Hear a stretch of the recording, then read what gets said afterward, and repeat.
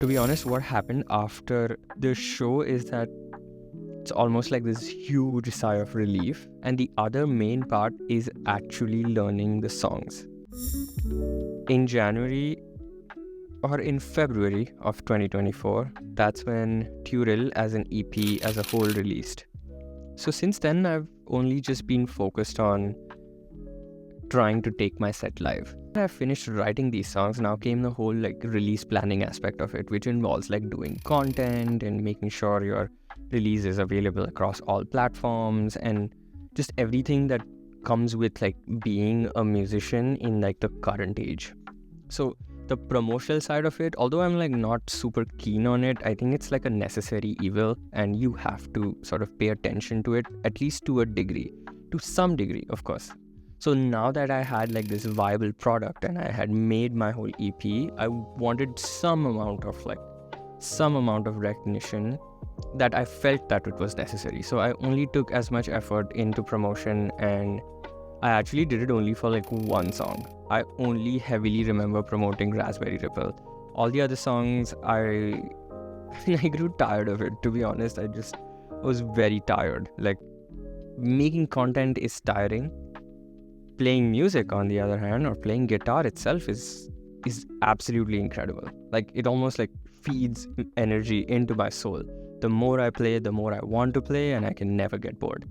So once I came out of that whole promotional content creation hustle, I was exhausted, but I was also wondering okay, what comes next? And the only logical step that comes next is preparing to play these songs live. If I'm not playing these songs live, what have I even written them for? So in January is when I was okay, so I have Caramel Sunset scheduled for release in February, and now I need some sort of a deadline to which I can prepare for. So in Philadelphia, I reached out to Andrew from Oxford Recording, and he had actually recently done this live recording / show for one of my friends' band, and I was hey, I would definitely want to do something in this format, and it's a beautiful, beautiful studio. So when I put that date on the whiteboard, I think that day, or once I kept seeing that day, or just shortly after that date, when I had finalized this show, everything became very, very real.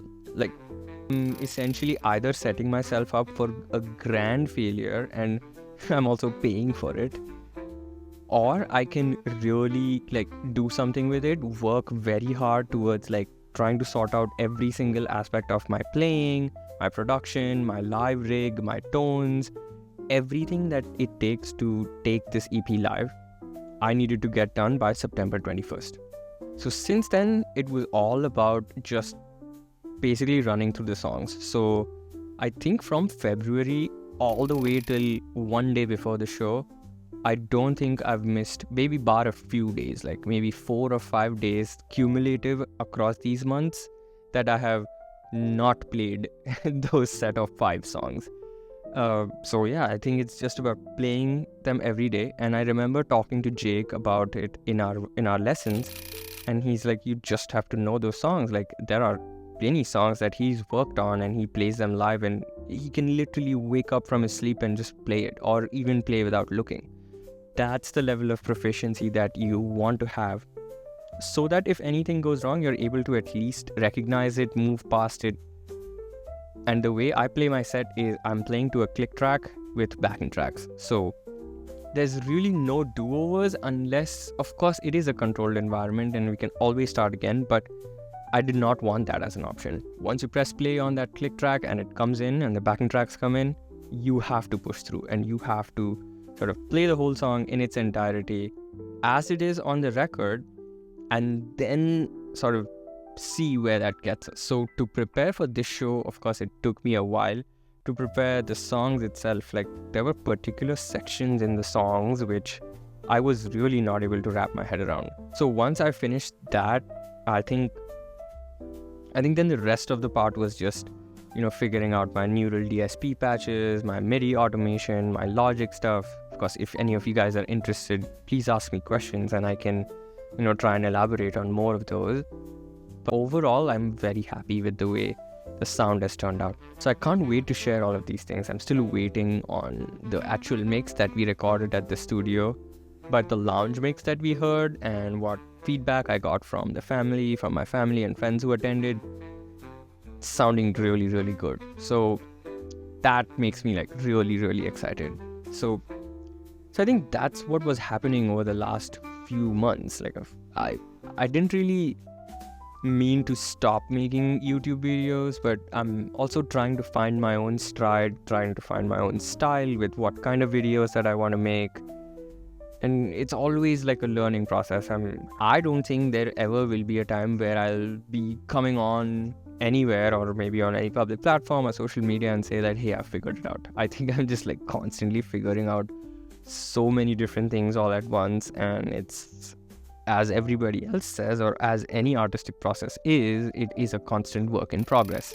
So overall, I think I'm very happy with the way the gig has turned out, but very, very excited. And if you are in the Philadelphia area, I am playing a bunch of shows until November. So November 8th, I'm playing at this place called Nostalgia Fishtown. But then I do have some shows even in Pune. So you could visit my website. I have all my tour dates there updated. Most of these shows are non-ticketed. So if you just want to come hang and say hi, even if you don't like the music, just come through and ask me questions if you have them, or just come say hi or have a beer, whatever. Just come and hang out. That's the whole point. There's some cool stuff happening. I'll be working with a lot of cool people. So I'm genuinely excited to sort of present this offering as like a full-fledged production. And yeah, hopefully big things to come. I get to perform at like multiple venues. That's the hope. Bigger places, bigger venues as we go. But I'm going to take things as we go. Currently, I have maybe like one show every month until February. So that's a pretty busy calendar already. So looking forward to that.